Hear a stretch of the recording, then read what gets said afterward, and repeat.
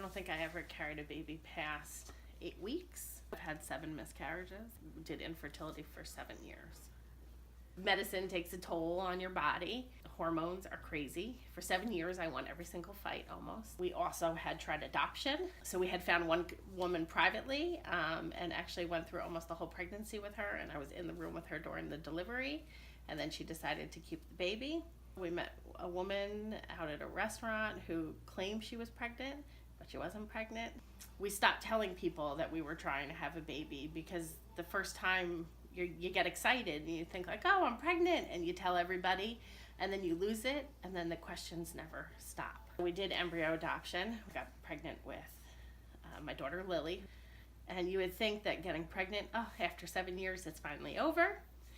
But no, even though I was pregnant and it looked like this time it was sticking, there still was like walking on eggshells because they thought that there was a problem. So Lily is 5 years old. Everything was fine at birth. She was home for like a couple days, and John was like playing with her fingers and just counting everything, making sure she had everything she needed, and noticed that she had a small kind of thumb with no bone in it on her left hand. It's called a hypoplastic thumb. It's non-posable.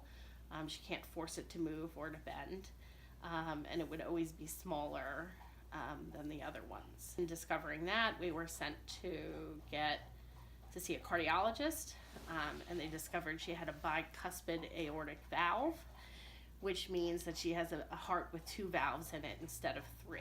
Most of us have 3.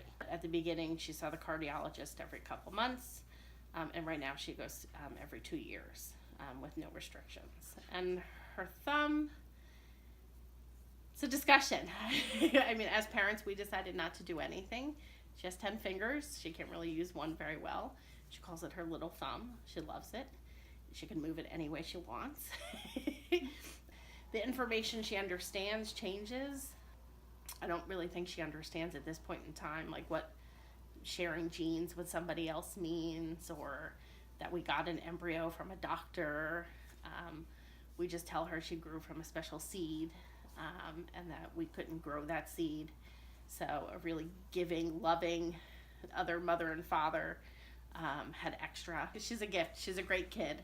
I mean, I think the pain that I went through for 7 years obviously was worth it. But our whole life right now is just Lily. I mean, if you look around my house, it's Lily land. Her toys are in every single room. She's obviously an only child. She gets a lot of attention. And everything we do every day pretty much surrounds her.